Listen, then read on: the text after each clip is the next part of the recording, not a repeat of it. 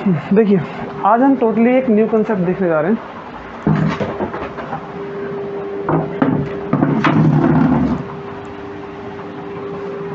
तो हमारा जो कंसेप्ट है वो क्या है? इलेक्ट्रिक पोटेंशियल, है ना। तो ये पोटेंशियल एनर्जी के बारे में तो हम पहले भी सुन चुके हैं। कैसे सुन चुके हैं? तो हमने ऐसे देखा है पहले कि अगर हम किसी भी ऑब्जेक्ट को एक पर्टिकुलर हाइट पर ले जाते हैं और हाइट पर ले जाकर किसी भी जगह पर अगर रख दें, लाइक अगर मैं इस चौक को यहाँ रख देता हूँ, अब वो रखने लायक बची नहीं तो मैं फिर से रखता हूँ इसको, हाँ इधर, है ना। तो अब यहाँ से हम कहेंगे कि इसके पास एक पोटेंशियल एनर्जी है। सही है? क्या सबूत है पोटेंशियल एनर्जी है? तो आंसर है कि अगर अपना हाथ हम नीचे की तरफ रखें और इसको ऐसे ड्रॉप करते हैं तो यहाँ से ये ड्रॉप होके चोट लगा सकती है। इसको अगर और ऊपर ले जाएंगे तो ये और तेजी से गिरेगी। अच्छा, पोटेंशियल एनर्जी का वर्ड तो हमने 9th में भी पढ़ा है। कैसे हमने पढ़ा है कि एक ऑब्जेक्ट के बारे में सोचते थे और उस ऑब्जेक्ट को हम एक पर्टिकुलर हाइट पर ले जाते थे और फिर हम कहते थे कि ये ऑब्जेक्ट पोटेंशियल एनर्जी गेन कर रहा है। But what is mean by potential energy? What is meant by potential word? देखो, पोटेंशियल वर्ड का क्या मतलब है, इसको ना हम एग्जाम्पल से समझते हैं। एक सपोज कि एक सुपरमैन हमारे पास खड़ा है, हमने एक बॉल से एक स्प्रिंग को ऐसे लगाया हुआ है और सुपरमैन को हमने सामने खड़ा कर दिया।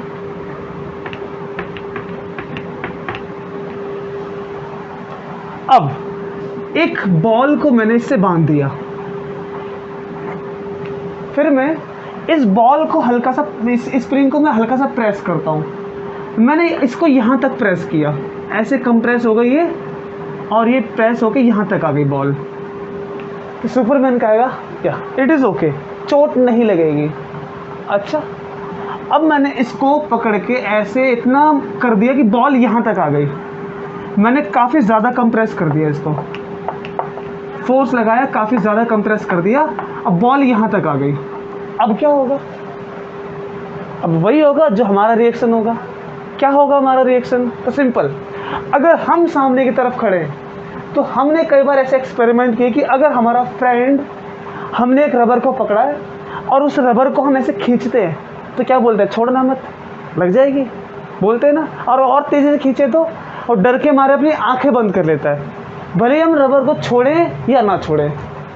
अच्छा, फिर से अगर मैं इस स्प्रिंग को और कंप्रेस करके यहाँ तक लेकर आया तो सुपरमैन अपनी सुपर पावर दिखा के उड़ जाएगा, क्योंकि डर जाएगा इस टाइम पर।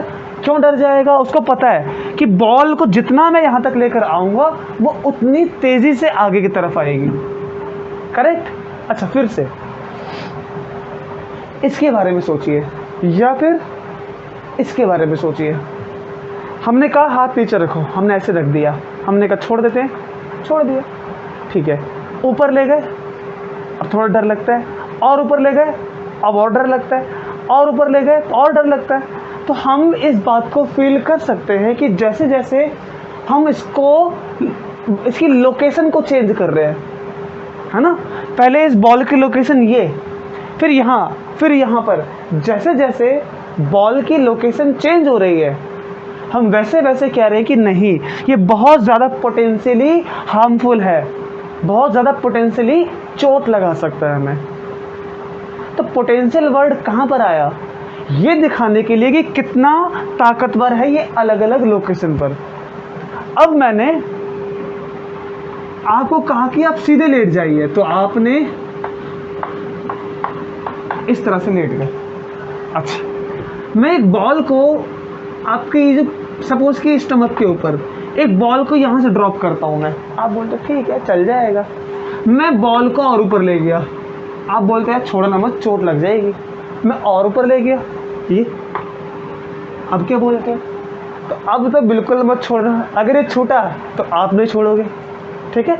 तो हमारे पास चीज़ों को देखकर, उसकी लोकेशन को देखकर हम ये अंदाज़ा लगा लेते हैं कि अब उसके बाद क्या इम्पैक्ट होने वाला है।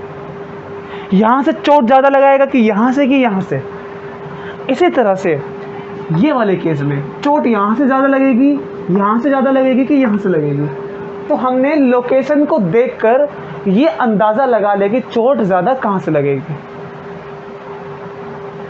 तो क्या समझे हमको ये समझ में आया कि पोटेंशियल यहाँ ज़्यादा है चोट लगाने का, पोटेंशियल यहाँ ज़्यादा है चोट लगाने का। फिर से अब हमने एक स्टेशनरी शॉप खोलने की सोची, तो हम स्टेशनरी शॉप खोलने के लिए राजस्थान में चले गए, रेगिस्तान की तरफ, और हम अंदाज़ा करते हैं कि अपने आप से मान लेते हैं कि बहुत अच्छी खासी बिक्री होगी। पता चला आसपास ना तो कोई घर है ना तो कोई पढ़ने वाले स्टूडेंट्स हैं, तो कौन खरीदेगा वहाँ से सामान। तो हम कहेंगे कि स्टेशनरी शॉप खोलने का पोटेंशियल वहाँ पर कम है। और अगर स्कूल के सामने खोलें तो स्कूल के सामने स्टेशनरी शॉप खोलेंगे तो पोटेंशियल ज़्यादा है। तो पोटेंशियल लोकेशन के हिसाब से कम ज़्यादा होता है। So what is meant bye potential? So the answer is it is characteristic of location. कि लोकेशन के अकॉर्डिंग कंटिन्यू चेंज होता जा रहा है। तो लोकेशन जैसे जैसे चेंज हो रही है, हम इसमें क्या देख रहे हैं कि पोटेंशियल यहाँ कम है, यहाँ और थोड़ा ज़्यादा है, यहाँ और थोड़ा ज़्यादा है, और यहाँ पर सबसे ज़्यादा है। तो पोटेंशियल ऐसे बदल रहा है ना। तो इसीलिए एक वर्ड हमने सोच लिया कि potential is a characteristic of location. Location को देखकर हम ये बता सकते हैं कि पोटेंशियल कहाँ ज़्यादा कहाँ पर कम। अच्छा, एक थोड़ी सी बात और, पहले ये बात लिख लेते हैं कि potential is a characteristic of location. खैर ये डेफिनेशन को लिखने वाला तो नहीं है, समझ लेते हैं इसको कि पोटेंशियल एक लोकेशन की कैरेक्टरिस्टिक है। अच्छा, ऐसा है तो बताइए पोटेंशियल ज़्यादा या कम कैसे समझेंगे हम? तो ये देखो, अगर हम फिर से स्प्रिंग वाला एग्जांपल लेते हैं, अगर मैं इसमें एक छोटी सी बॉल को बांधा और अब की बार मैंने इसे स्प्रिंग में एक बड़ी सी बॉल को बांधा, दोनों को मैं कंप्रेस करके दबाकर इस पोजीशन पर लेकर आ गया, तो क्या लगता है चोट कौन सी बॉल ज़्यादा लगाएगी? अगर हम अपना हाथ यहाँ रखें तो अपने हाथ को अगर हमने सामने की तरफ रखा, इधर की तरफ, तो चोट इन दोनों में से कौन ज़्यादा लगाएगी? तो ये वाली बॉल। क्यों ये वाली बॉल? क्योंकि इस बॉल को यहाँ से यहाँ पर लाने के लिए ज़्यादा दिक्कत फेस करनी पड़ेगी। क्यों दिक्कत आएगी इसको यहाँ से यहाँ लाने में? तो आंसर है जैसे एक ट्रक को और एक साइकिल को हमें धकेलना है, इन दोनों में से आसानी से हम किसको धकेल सकते हैं? साइकिल को, क्योंकि साइकिल के पास इनर्ट रहना, मास कम होता है। फिर से हमने 11th क्लास में क्या पढ़ा? What is mass? तो मास हमने ये पढ़ा कि एक ऐसे ऑब्जेक्ट की कैरेक्टरिस्टिक जिसको हम पकड़ सकते हैं, जिसकी वजह से फोर्स लग सकती है। और दूसरा हमने क्या पढ़ा था कि मास ऑब्जेक्ट की ऐसी प्रॉपर्टी जिसके कारण वो अपना मोशन नहीं बदलता है। एक ट्रक चलता हुआ आ रहा है तो हमारे बोलने से वो रुकेगा नहीं, वो तभी रुकेगा जब एक उस पर फोर्स लगाई जाएगी। न्यूटन का लॉ है ना, जितना भारी ज़्यादा मास रहेगा उतना दिक्कत उसको रोकने में आएगा, और जितना भारी रहेगा उतना ही दिक्कत उसको चलाने में आएगा। तो उसके पास इनर्ट रहना, कुछ ना करने की प्रॉपर्टी है। अपना मोशन मत बदलो, ये भारी है, ये अपना मोशन बदल के यहाँ नहीं आना चाहती, तो हमें दिक्कत होगा बहुत ज़्यादा। तो जितना दिक्कत हमें इसको यहाँ लाने में हुआ उतनी ही ताकत से ये आगे की तरफ आएगी। और इसी को हम क्या कहते हैं?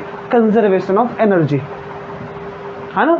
जितनी एनर्जी हमने यहाँ से यहाँ लाने में वेस्ट की, उतनी ही एनर्जी इसके पोटेंशियल के थ्रू काइनेटिक में आगे की तरफ आएगी। और ये आसानी से आ गई तो हमारी एनर्जी कम वेस्ट हुई, तो ये जब आगे आएगी तो इसकी एनर्जी थोड़ी सी कम होगी, क्योंकि एनर्जी तो हम बना नहीं सकते।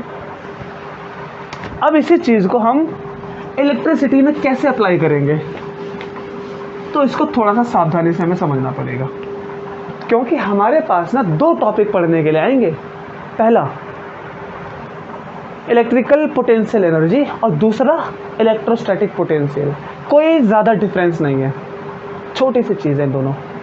देखो फिर से, अगर हम यहाँ पर मान लें कि एक सोर्स चार्ज है जिसकी इलेक्ट्रिक फील्ड चारों तरफ फैलती है, बट हमें इसको एक ही तरफ से मतलब है, जो कि यहाँ से आ रही है ऐसी, ये। अच्छा, अब इसके डायरेक्शन क्या है, यहाँ से प्लस और जहाँ पर एरो है वहाँ पर माइनस। तो हमने ना एक प्लान बनाया। कैसा प्लान बनाया? तो आंसर है कि मैं अपने पॉकेट में या अपने हैंड में एक चार्ज को कैरी करता हूँ। मैं ऐसे यहाँ से कैरी करता हूँ, इसकी तरफ जाता हूँ मैं। तो यहाँ पर एक पॉजिटिव चार्ज मेरे हाथों में, मैं जैसे जैसे आगे जाता हूँ, इधर आऊँगा तो नेगेटिव बोलेगा पीछे आ जाओ, प्लस बोलेगा तुम पीछे वाकई में जाओ। क्यों? फिर से ये प्लस चार्ज है तो मैं इसको आगे ले जा रहा हूँ, नेगेटिव आगे ले जाने देगा क्या? नहीं। और वहीं पर पॉजिटिव इसको आगे आने भी नहीं देगा। तो दोनों तरफ से मुझे इन दोनों के खिलाफ अपना काम करना पड़ेगा। ये बोलेगा पीछे आ जाओ, ये बोलेगा पीछे आ जाओ, दोनों के दोनों पीछे खींच रहे हैं। और मेरा काम क्या है? चलो आगे लेके चलते हैं। मैं यहाँ लेकर आया तो ज़्यादा दिक्कत नहीं आई। क्यों नहीं आई? क्योंकि मैं जानता हूँ ये चार्ज और ये चार्ज डिस्टेंस ज़्यादा है ना, बहुत ज़्यादा है, तो इसीलिए इसकी फोर्स इस पर कम लग रही होगी। कौन सी force? Electrical force, Coulomb's force. क्योंकि फोर्स डिस्टेंस का इन्वर्स फंक्शन होता है, 1/r², है ना। तो इसीलिए मैं जब इस पार्टिकल को यहाँ से यहाँ लाया तो दिक्कत नहीं आई मुझे। क्यों नहीं आई? क्योंकि मैं इस पार्टिकल को आगे क्यों लेकर आऊँगा। तो आंसर है कोई भी फोर्स लगाना या कोई भी काम करना ये तभी होता है जब हम किसी फोर्स के अगेंस्ट कुछ करते हैं। जैसे छोटा सा और ब्यूटीफुल सा एग्जांपल समझो, अगर हम स्पेस में हैं, इस स्पेस में आसपास कोई ग्रेविटी है ही नहीं, तो एक जगह से दूसरी जगह जाने के लिए क्या फोर्स लगानी है? जब ग्रेविटी है ही नहीं तो हम चाहे यहाँ पर हों चाहे यहाँ पर हों, बात एक ही है। फिर हमारे लिए इतने बड़े खाली स्पेस का कोई मतलब ही नहीं है, नहीं है मतलब। क्योंकि अगर आसपास ग्रेविटी है ही नहीं तो हम किसके अगेंस्ट फोर्स लगा के यहाँ से वहाँ जाएंगे?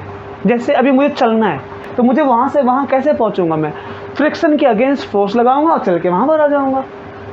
फ्रिक्शन नहीं होता तो कुछ नहीं होता। उसी तरह जब मैं इसको आगे ले जा रहा हूँ, क्यों ले जा रहा हूँ आगे? क्योंकि एक फोर्स मुझे रोक रही है, तो मुझे इस फोर्स को हराने के लिए एक अपनी एक्सटर्नल फोर्स अप्लाई करनी पड़ेगी। यहाँ लेकर आ गया मैं। अच्छा, ज़्यादा दिक्कत नहीं आई, ठीक है। फिर से कुछ पूछना है? नहीं? अच्छा, फिर से यहाँ पर लेकर आया। अच्छा, ठीक है। तो ये रहा हमारा फेस। हमने कहा चोट नहीं लगेगी ज़्यादा, रिपेल तो करेगा क्योंकि फोर्स तो लगेगी, लेकिन चोट ज़्यादा नहीं लगेगी। मैं इसको और आगे लेकर आ गया। जैसे मैं आगे लेकर आया बड़ी दिक्कत होती है। मैंने कहा अब इसकी रिपल्सिव फोर्स ज़्यादा हो रही है, रिपल्सिव फोर्स और ज़्यादा हो रही है क्योंकि डिस्टेंस कम होती जा रही है। तो इनके बीच में जो इलेक्ट्रिकल फोर्स है दो चार्ज के बीच में, वो बढ़ती जा रही है। डिस्टेंस कम, फोर्स बढ़ती जा रही है। मैं और पास लेकर आऊँगा तो और दिक्कत होगी मुझे। जैसे एक स्प्रिंग के बारे में, एक स्प्रिंग जब इतनी बड़ी है, जब उसको दबाते हैं आसानी से दब गई, और दबाते हैं तो फोर्स लगानी पड़ती है। उसको दबा के यहाँ तक हमें स्क्वीज़ करना है तो क्या होगा? बहुत दिक्कत आएगी। इसी तरह से इस वाले केस में। अच्छा, अब हमारे मन में फिर से एक बात आ गई, हम कर क्या रहे हैं? तो आंसर है एक चार्ज Q पर, एक चार्ज Q पर फोर्स लगा के डिस्प्लेस कर रहे हैं, कभी यहाँ तो कभी यहाँ तो कभी यहाँ। यहाँ पर किया तो हमने कहा कि हमारा फेस यहाँ, तो हमें पोटेंशियल ज़्यादा दिखता नहीं है, इसमें दम नहीं है, चोट नहीं लगाएगा। आगे ले जाओ, हाँ पोटेंशियल बढ़ रहा है, दम है इसके अंदर। यहाँ पर और दम आ गया, मतलब कि पोटेंशियल बढ़ता जा रहा है। कैसे बढ़ रहा है? जैसे जैसे लोकेशन को बदलते जा रहे हैं। और लोकेशन का बदलने का रूल और ठीक से डिफाइन करो। फोर्स लगाकर डिस्प्लेसमेंट करते जा रहे हैं and what we call it work done. इसीलिए हमने एक रूल बना लिया कि एक क्यू चार्ज पर W फोर्स लगती है, W वर्क डन कर रहे हैं, Q चार्ज पर इतना वर्क कर रहे हैं। अच्छा, तो 1 यूनिट चार्ज पे कितना वर्क होगा, इसको 1 बनाया तो 1 यूनिट चार्ज पर W अपॉन Q इतना वर्क डन हुआ, और इसे वर्क डन को हम क्या कहते हैं, we call it electric potential. So ये क्या बन गई definition, work done per unit charge. फिर से, अगर ये चार्ज स्ट्रांग होता तो एक और दूसरा स्ट्रांग, ये टेस्ट चार्ज, ये अगर स्ट्रांग होता तो इनके रिपल्सिव फोर्स बहुत स्ट्रांग होती। क्यों स्ट्रांग होती, because I know force equals to K Q1 Q2 R square. Force charge की स्ट्रेंथ पर भी डिपेंड करती है। इसकी स्ट्रेंथ तो फिक्स है, मैंने इसकी स्ट्रेंथ बदल दी, उसी जगह लेकर आना है यहाँ पर। पहले हम वीक चार्ज को लेकर आए, अब स्ट्रॉन्ग को लेकर आ रहे हैं। जैसे ही हम चार्ज को और बढ़ा देंगे तो रिपल्सिव फोर्स और बढ़ेगी, दिक्कत और आएगी, और ज़्यादा एनर्जी खर्च करनी पड़ेगी।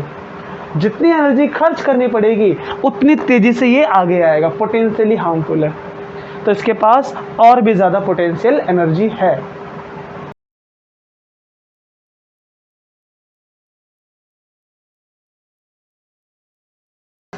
फिर से आपको क्या दिखता है भाई, यहाँ पोटेंशियल कम दिखता है, यहाँ पोटेंशियल कम दिखता है, लेकिन फॉर्मूले में नहीं दिखता है।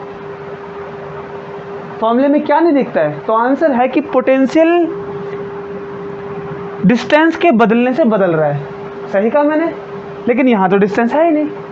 कहाँ है पोटेंशियल, इसमें पोटेंशियल तो दिख ही नहीं रहा। तो अभी हम इसको लेकर आएंगे कि पोटेंशियल असल में है कहाँ पर, क्यों, अभी हम इसको कैलकुलेट करने जा रहे हैं। सो लेट्स वी सी, तब पोटेंशियल के बारे में और लिखते हैं। देखिए, फिजिक्स में जो हम वर्क डन की बात करते हैं, this gives you calculation of energy, electrical potential energy. कैसे करते हैं कैलकुलेशन, तो फॉर एग्जांपल हम मान लेते हैं कि ये एक प्लस चार्ज है हमारे पास, और एक चार्ज को हम यहाँ से यहाँ वर्क डन करा के लेकर आए लोकेशन ए पर। ये प्लस, ये भी प्लस, माइनस क्यों नहीं लिया, अभी लेंगे, माइनस भी लेंगे, लेकिन अभी समझते हैं। ये प्लस, ये प्लस, जैसे हम पास लेकर आ रहे हैं, इधर इलेक्ट्रिकल फोर्स काम कर रही है, यहाँ इलेक्ट्रिकल फोर्स रिपेल कर रही है। मैं एक्सटर्नल फोर्स लगा के इसको आगे लेकर आ रहा हूँ, और एक्सटर्नल फोर्स मेरी कितनी है, ये ज़रूरी है। ये थोड़ा सोचना इम्पॉर्टेंट है। फिर से, अगर ये चार्ज प्लस की जगह पर नेगेटिव होता तो क्या होता, हाँ नेगेटिव होता तो क्या होता, लेट्स वी सी। एक इंपॉर्टेंट कंसेप्ट समझना अभी कि ये फोर्स कितनी होगी। अब देखो, अगर ये नेगेटिव होता तो ए पर मैं लेकर आया, ए पर क्या हुआ इसमें, देखो इसमें हुआ ये कि इसको जब पास लेकर आएंगे, ये प्लस इस माइनस को अट्रैक्ट करेगा, इलेक्ट्रिकल फोर्स। हाँ बड़ा अच्छा है, तो अट्रैक्ट होने दे क्या, हाँ दे देते हैं, काम आसान हो जाएगा। लेकिन नहीं, इसको हम अट्रैक्ट नहीं होने दे सकते हैं। क्यों, क्या दिक्कत है, attraction force causes acceleration, force causes acceleration. और हमें एक बात पता है, पार्टिकल अगर एक्सेलरेट कर जाएगा, it will emit electromagnetic radiation, तब इसकी स्टडी वो नहीं रहेगी जो हम करना चाहते हैं। तो बताइए, क्या इसको एक्सेलरेट होने दें, नहीं। क्या फोर्स लगने दें, नहीं लगने दें। इसीलिए इस फोर्स का असर खत्म करने के लिए हमें equal and opposite force apply करनी पड़ेगी, और वो कौन सी होगी? एक्सटर्नल, जो मैं लगाऊंगा। अब इसी तरह से सोचिए, ये फोर्स और ये फोर्स दोनों इक्वल है कि नहीं? होनी पड़ेगी, इनको इक्वल होना पड़ेगा, वरना इसमें एक एक्सेलरेशन आ जाएगा, और एक्सेलरेशन आ गया, स्टडी बदल गई। तो अब क्या समझ में आया? तो आपको समझ में ये आ गया कि external force is equal and opposite to electrical force. बड़ा कमाल की चीज़ है। क्यों कमाल की चीज़ है? वी विल सी क्यों है इंपॉर्टेंट ये। सपोज कि जो हम डिस्टेंस लेकर आए वो डिस्टेंस r है, r पर लेकर आए, यहाँ से r, तो पहले कहाँ था? पहले यहीं से ये इन्फिनाइट पर था। इन्फिनाइट वो पॉइंट जहाँ पर इसकी फील्ड नहीं पहुँच रही है। इन्फिनाइट कौन सा पॉइंट है? जहाँ पर इसकी फील्ड नहीं पहुँच रही, तो वहाँ पर फील्ड नहीं है, फोर्स भी नहीं है, पार्टिकल फ्री है, आराम कर रहा है।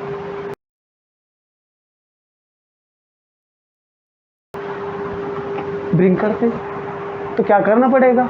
फोर्स लगानी पड़ेगी। अब एक बात का आंसर, जो ये इलेक्ट्रिकल फोर्स है, क्या इतनी फोर्स जो मैं यहाँ लगा रहा हूँ वहाँ भी इतनी लगाऊंगा? लेकिन इलेक्ट्रिकल फोर्स डिस्टेंस बदलने से बदलती है कि नहीं? बदलती है। इलेक्ट्रिकल फोर्स डिस्टेंस के बदलने से, डिस्टेंस कौन सी है? चार्ज का सेपरेशन, तो इसके बदलने से ये बदलती है कि नहीं? हाँ, बदलती तो है। तो ये क्यों पूछा? क्यों सोच रहे हैं हम इसके बारे में? क्योंकि हम कैलकुलेट करने जा रहे हैं वर्क डन, और वर्क डन का फिजिक्स में फॉर्मूला कौन सा है? F S cos theta. Theta किसके बीच में एंगल है? Force displacement. तो फोर्स भी यही, डिस्प्लेसमेंट भी यही, हम पार्टिकल को यहाँ लेकर आ रहे हैं, फोर्स भी यही लगा रहे हैं, तो एंगल 0 डिग्री, कॉस 0 1 होता है, तो ठीक है 1 होगी। ये फॉर्मूले से अप्लाई करके डायरेक्ट कैलकुलेशन करें क्या? नहीं कर सकते हैं। जो ये वर्क डन का फॉर्मूला है, इससे डायरेक्ट कैलकुलेशन नहीं कर सकते हैं। उससे पहले वीडियो को पॉज करो। तो ये फॉर्मूला किसके लिए है?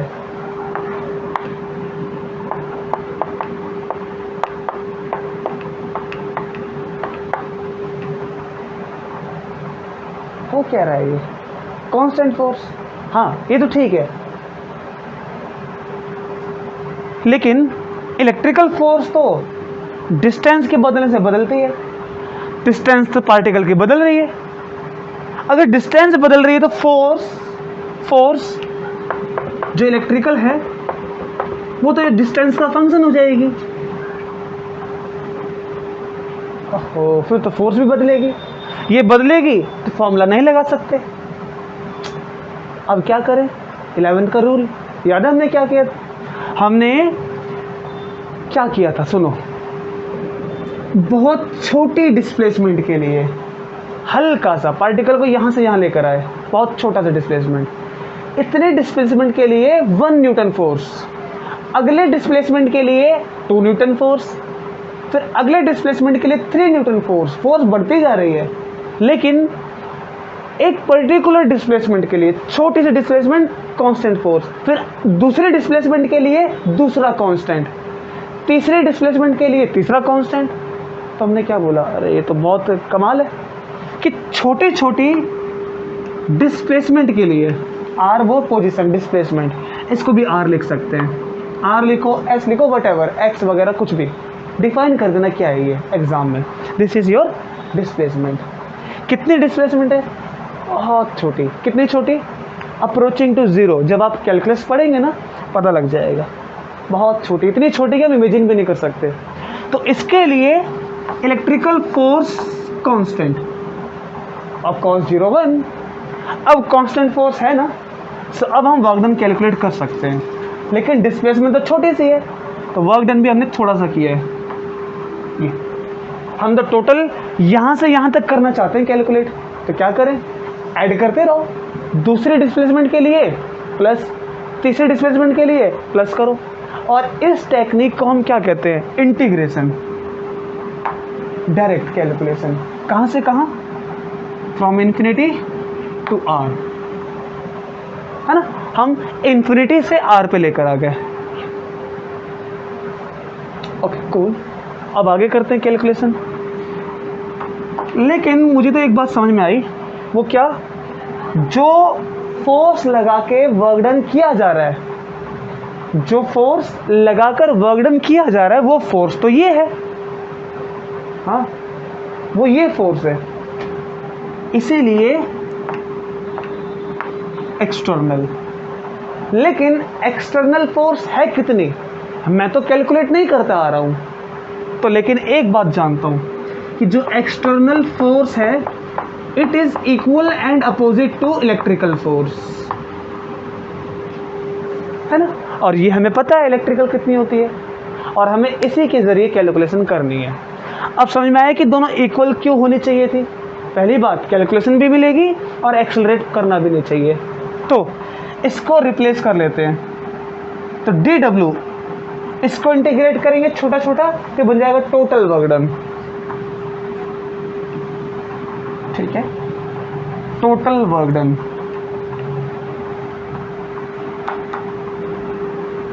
और इन्फिनिटी टू आर माइनस, क्योंकि ये माइनस, क्योंकि equal and opposite electrical force. And how much electrical force is? तो आंसर के क्यू जो सोर्स चार्ज था, एंड दिस क्यू जिसको हम लेकर आ रहे हैं, डिवाइडेड बाय आर स्क्वायर। ठीक है, फोर्स की जगह पे ये आ गया, डी आर की जगह पे D R. Now you can see constant, constant क्योंकि चार्ज भी नहीं बदलेगा, ये भी नहीं बदलेगा, तो बदल क्या रहा है? डिस्टेंस, जिसकी वजह से वर्क डन अलग अलग आ रहा है। तो बस अब हम अपनी कैलकुलेशन को आगे करते हैं, और वो क्या बनेगी, लेट्स सी।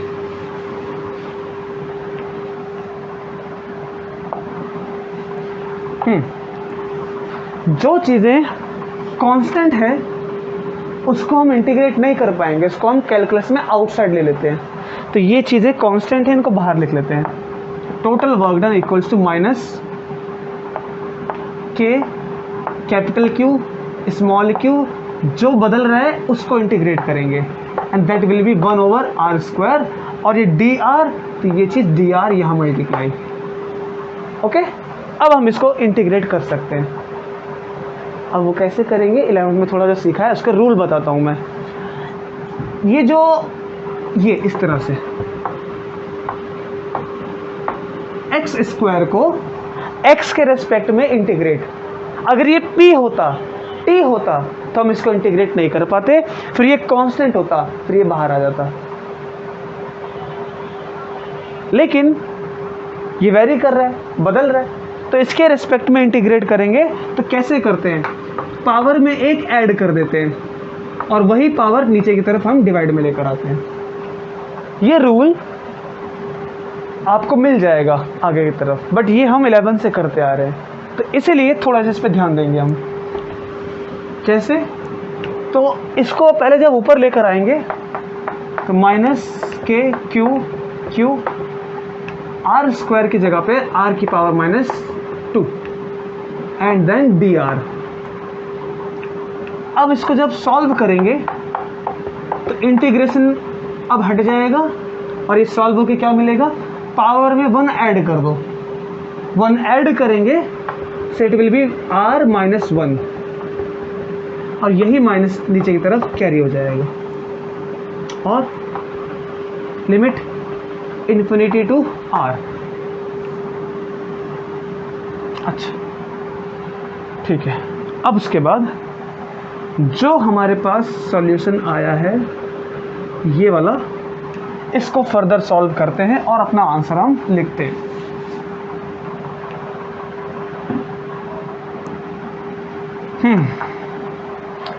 ये चीज़ें क्या होती हैं? रेंज, रेंज को कैसे लिखते हैं?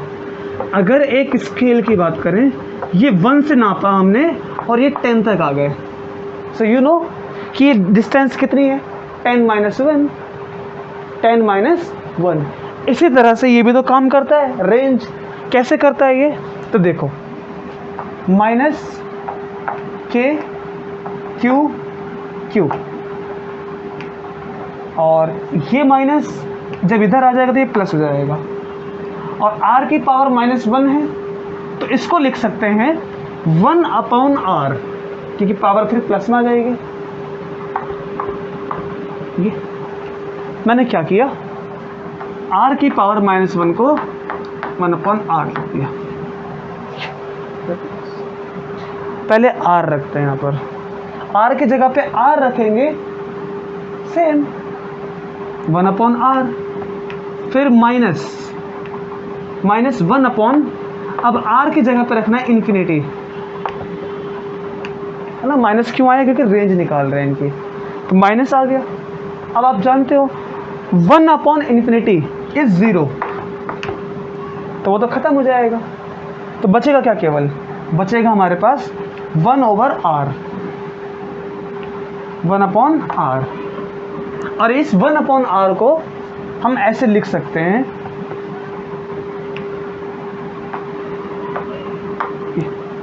1/r था ना, तो r को यहाँ लिख दिया, करेक्ट। अब इसके आगे सॉल्यूशन नहीं, जो हमें चाहिए था वो मिल गया, k q में r, ठीक है। अच्छा, जब आप कैलकुलस पढ़ेंगे तो आप लिमिट को इंटरचेंज करने का रूल पढ़ेंगे, तब एक एडिशनल चीज़ और सीख लेंगे। वो भी नहीं, सिंपल जो हमने पहले से करते आए वही मैंने किया है। क्या किया है मैंने, फिर से वर्क डन को पहले मैंने कांस्टेंट फोर्स के लिए बदला, फिर मैंने देखा कि एक्सटर्नल तो मुझे पता नहीं है, तो मुझे बस ये रिलेशन पता है, इसकी जगह पे -k q/r²। फिर मैंने नोट किया कि k q कांस्टेंट, 1/r² को इंटीग्रेट करना है dr के रेस्पेक्ट में, फिर उसी 1/r को r² को 1/r² को मैंने ये लिख दिया था। फिर जब इसको इंटीग्रेट किया तो कैसे करेंगे, पावर में एक ऐड हो जाएगा तो ये हो जाएगा -1, फिर वही -1 पावर नीचे आ जाती है, और -1 से ये प्लस हो गया था हमारे पास इधर, फिर 1/r बचा, लिमिट रखते हैं तो 1/r -1/∞, और 1/∞ is 0, so we will be left with this. हमारे पास फाइनली इतना एनर्जी खर्च हुई है।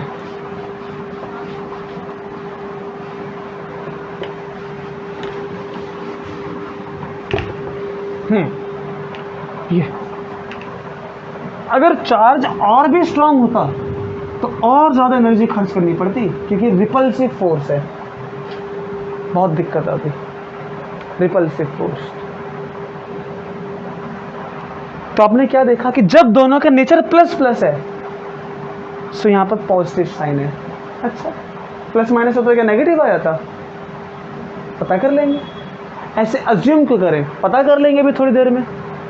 अगर ये प्लस ये माइनस होता तो क्या होता, वी विल सी। लेकिन एक चीज़ देखो आप, बड़ी खूबसूरत, V = work done per unit charge, and now you see how much work done is k q/r, k q/r and this q,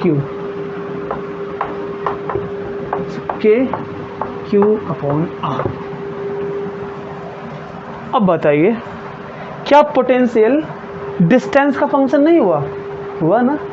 distance जैसे जैसे बदलेगी पोटेंशियल वैसे वैसे भी चेंज होगा, लेकिन स्क्वायर में कि इनवर्स, तो इनवर्स में, not inverse square, only inverse. So potential is a function of location, characteristic of location, which is inversely proportional on the r।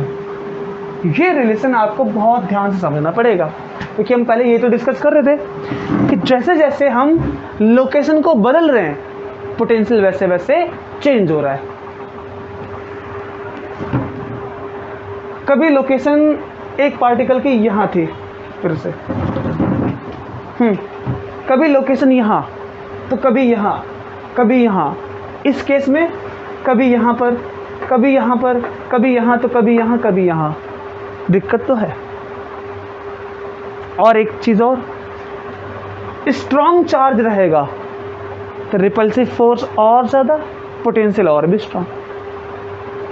तो इसलिए work done per unit charge, ये और ये दोनों क्या इंफॉर्मेशन दे रहे हैं? This gives the definition of potential and this gives the relation of potential, कि potential is a characteristic of location. दोनों एक ही चीज़ है ना? तो ये चीज़ें छुपी हुई थी। अच्छा, एक चीज़ और,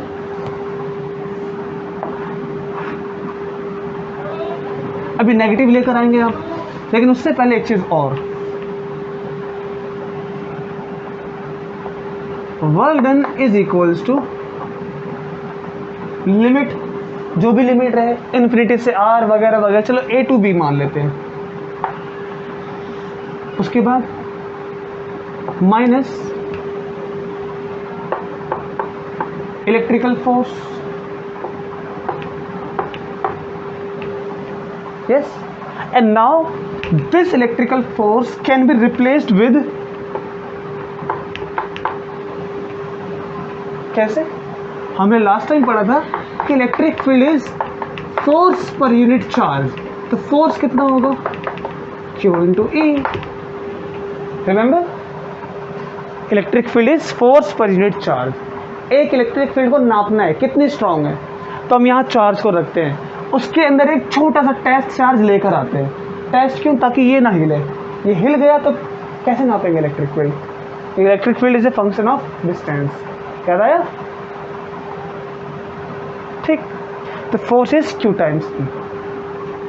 अच्छा, and potential is work done per unit charge.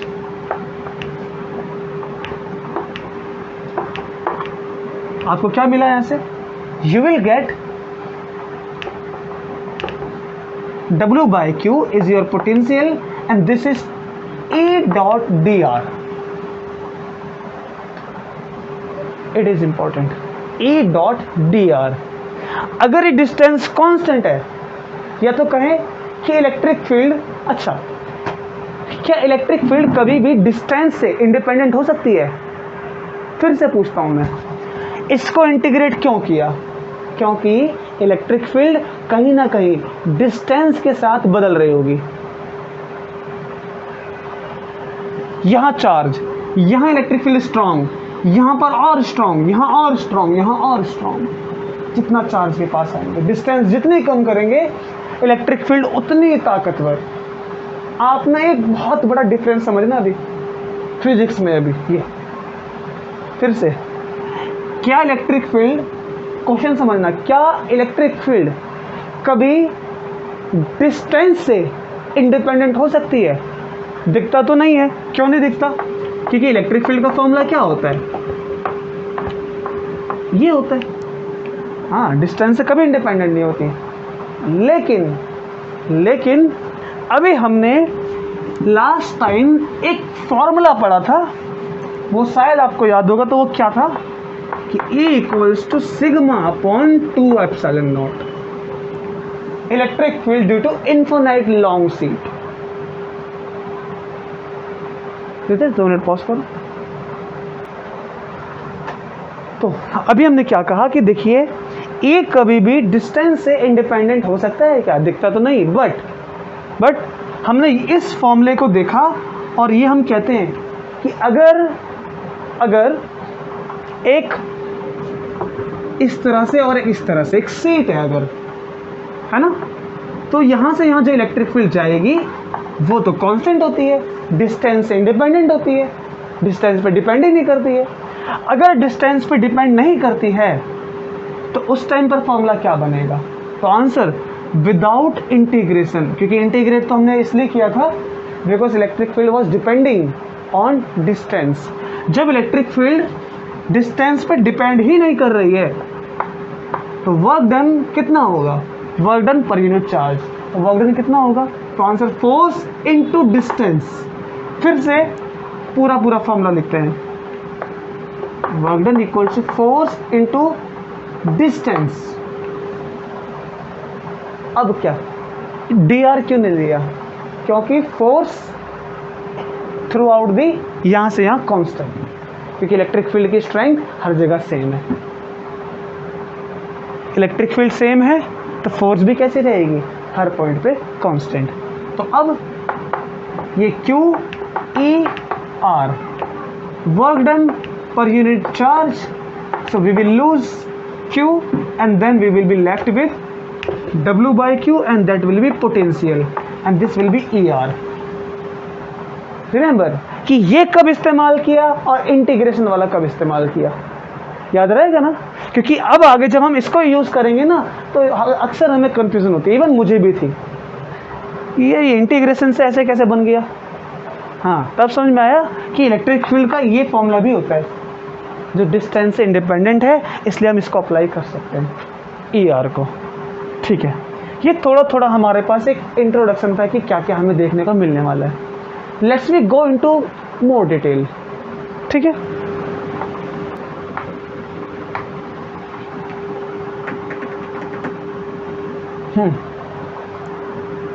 ये इस बार प्लस चार्ज, इस बार माइनस चार्ज। इसको कहाँ से कहाँ लेकर आ रहे हैं? आपकी मर्जी, जहाँ से भी जहाँ लेकर आओ। कैसे? इन्फिनिटी से पॉइंट ए पर लेकर आए। पॉइंट ए कहाँ पर है? इस चार्ज से डिस्टेंस आर पर। तो इसी से इन्फिनाइट कहाँ पर होगा? जहाँ इसकी इलेक्ट्रिक फील्ड नहीं पहुँचेगी, वहाँ फ्री था एकदम मस्त। अब हम इसको आगे लेकर आए, तो आगे लेकर आते वक्त एक्शन क्या क्या हुए वो दिमाग में लेकर आओ। प्लस माइनस जरूर इलेक्ट्रिकल यहाँ इसको अट्रैक्ट करेगी, तो क्या अट्रैक्ट होने देना है? ना ना ना ना, ये एक्सेलरेट कर जाएगा। पार्टिकल ऐसे आना चाहता है, मैं बोला ना रुको, एक्सेलरेट मत करो, तो इसके इक्वल एंड अपोजिट फोर्स लगाकर धीरे धीरे करके लेकर आना पड़ेगा without acceleration. And you know क्यों विदाउट एक्सेलरेशन? क्योंकि एक्सेलरेट कर गया, स्टडी बदल गई, तब हम आ जाएंगे इलेक्ट्रोमैग्नेटिक रेडिएशन पर। So we do not want to it to accelerate. और वैसे भी जब पार्टिकल एक्सेलरेट करता है तो एक EM radiation, light electromagnetic radiation को छोड़ता है, और वो चीज़ क्या होती है? एनर्जी। लाइट क्या कैरी करती है? एनर्जी। तो एनर्जी तो वैसे भी उसकी लूज हो गई है, तो कैलकुलेट क्या करेंगे? इसीलिए विदाउट एक्सेलरेशन तो हमें एक इधर फोर्स लगानी पड़ेगी जो कि होगी एक्सटर्नल। पार्टिकल को एक्सेलरेट मत कराए, हम उसको यहाँ लेकर आए पॉइंट ए पर ऐसे और रोक दिया, यहाँ लाके हमने इसको बांध दिया टाइम। अच्छा, अब करते हैं कैलकुलेट। प्रोसेस वही, इन्फिनिटी टू आर इलेक्ट्रिकल, पहले हमारे पास external dot d r, dot d are. अब इसको ओपन करेंगे तो ये भी वेक्टर, ये भी वेक्टर। जब दो वेक्टर आपस में सामने सामने आते हैं मल्टीप्लाई में, तो उसमें या तो डॉट या तो क्रॉस, और वर्कडन के लिए यहाँ पर डॉट लगता है। सो डॉट, इसका डॉट प्रोडक्ट हटा देंगे, so vector we will lose, dot we will lose, we will be left with cos theta. And now here this cos theta is opposite तो है, लेकिन एक चीज और, ये तो ऑलरेडी अपोजिट है कि electrical external force minus two electrical, ये तो है ही कि ये तो माइनस में है ही, लेकिन एक चीज और है यहाँ पर, फोर्स यहाँ है, डिस्टेंस यहाँ है। तो फोर्स और डिस्टेंस के बीच में, इनके बीच में एंगल 180 है। पहले वाले केस में हम पार्टिकल को जबरदस्ती पकड़ के खींचते थे आगे, तो फोर्स डिस्प्लेसमेंट एक डायरेक्शन में था, बट यहाँ पर अपोजिट है। cos 180 will be your minus, cos 180 will be -1 and -1 will be carry here. Then this electrical can be replaced with external can be replaced with electrical, and then minus, this minus will be plus, and we will be left with electrical. Now K Q Q infinity to r, 1 upon r square, and then r square I can write as my r की power minus 2 dr. This dr carry. Now integrate it. So k q q r की power minus 1 and minus 1 infinity to r. And now मैं इसको ऊपर वाला हटा देता हूँ. This minus I will carry here. So minus k q q और r की पावर माइनस 1 को 1 अपॉन r, और लिमिट रखेंगे. फर्स्ट r रखेंगे तो it will be r minus 1 upon theta will be 0. So I will be left with this 1 upon r, and this 1 upon r I can write it like this. Now see, जब charge का nature opposite है तो क्या sign carry होगा? Minus ना. इसमें basic difference कहाँ आ गया था? cos 0 में और cos 180 में. पहले वाले केस में प्लस प्लस था तो cos 0 डिग्री था, इसमें cos 180. ठीक है, ओके. तो डिफरेंस समझ में आया? कुछ देखना है, कुछ सोचना है तो आराम से टाइम ले लो. टाइम चाहिए मोहित, हर्षिक, आपको हो गया सब? तो ये भी बात क्लियर हो गई. जब अपोजिट चार्ज को लेकर आएंगे तो माइनस वर्क डन करना पड़ेगा हमें. और माइनस वर्क डन क्यों? वो तो वहाँ पर दिखता भी है. अपोजिट चार्ज लेकर आएंगे then we have to do a negative work. और नेगेटिव वर्क का मतलब क्या है कि हम फोर्स लगाएंगे यहाँ, डिस्प्लेसमेंट करेंगे यहाँ. This is meant by negative work. Now let's we go for more. थोड़ा सा और आगे चलते हैं और एक और खूबसूरत चीज़ को देखते हैं.